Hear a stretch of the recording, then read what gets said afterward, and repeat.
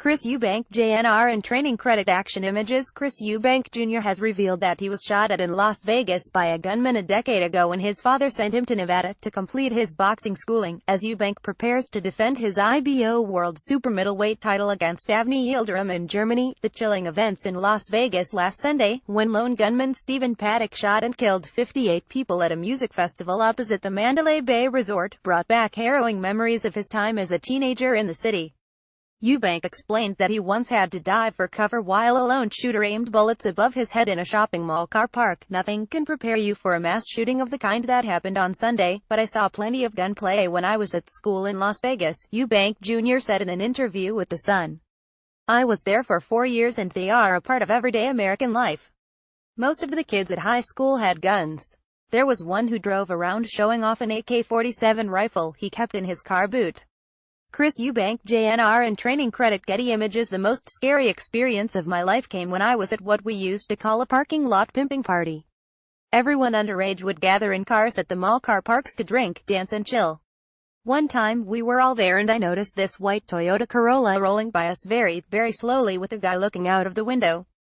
He was clearly looking for someone in the crowd. He pulled in and then I heard a girl scream and suddenly there he was, standing about 10 yards behind me pulling out a gun.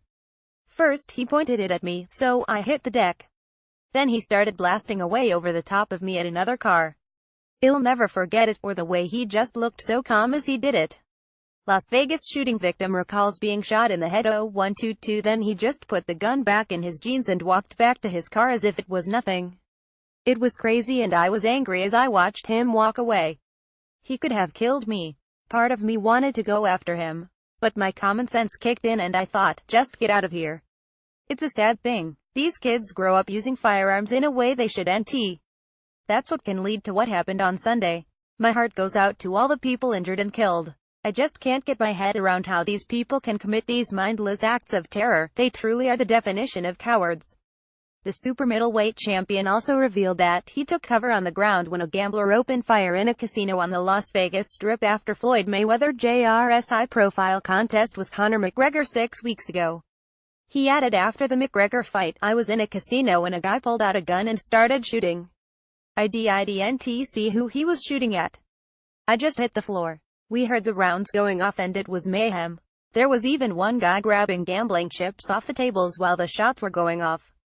Eubank Jr., 28, makes a second defense of the IBO 12-stone title following his impressive points defeat of Arthur Abraham in July, a victory potentially lining him up to face George Groves, who defends his WBO crown next weekend against fellow British fighter Jamie Cox, as part of the Muhammad Ali Trophy. The other British super middleweight in the tournament, Callum Smith, came through on the right side of a bloody and brutal night in Liverpool 3 weeks ago against Eric Skoglund, another unbeaten fighter.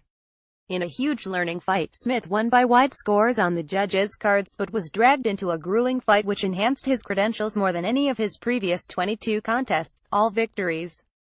Chris Eubank is put through his paces by his father. Credit Getty Images. Eubank may be in for a real fight himself against the talented Turk, who has 10 knockouts from 16 victories.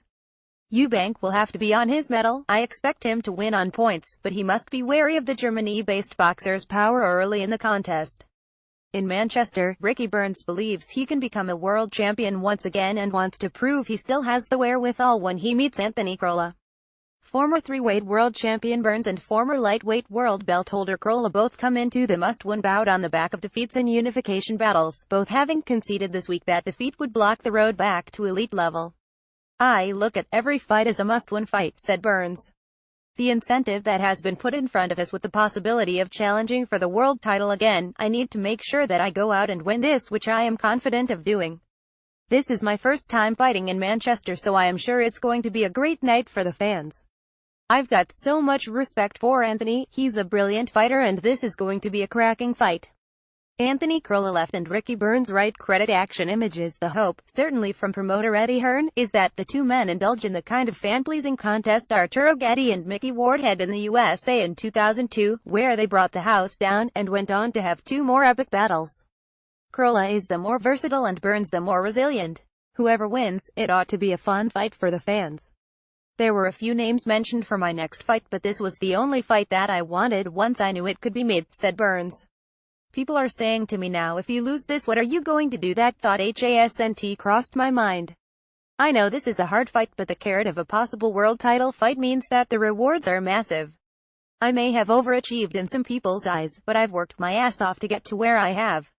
People see you turn up and fight, but only those closest to you see what I do 2 or 3 times a day, 7 days a week for 12 weeks before a fight. I knock my pan in. Look who Anthony has boxed over the last 2 years, he's only boxed the best. He's lost to Jorge Linares, but he went 24 rounds and he wasn't knocked out or badly hurt at all. You are losing to guys at the elite level. These are incredible fighters, and this is my job. If you have a rough day at the office, you come back again the next day and make sure you are better. I've always admitted that I'm not the best boxer ever, but if you are going to beat me, you're going to have to be really good, or you'll have to work for it, because the way I train, I am confident I will be there at a great pace for the full 12 rounds, and my mental toughness is one of my best attributes. It has been confirmed by the WBC that Deontay Wilder will still defend his heavyweight world belt on November 4th, but not against Luis King Kong Ortiz, who was withdrawn after a positive drug test last week. Instead, Wilder makes a mandatory defense against former world title holder Bermane Stiverne, as main event of the card at Barclays Center in Brooklyn, New York.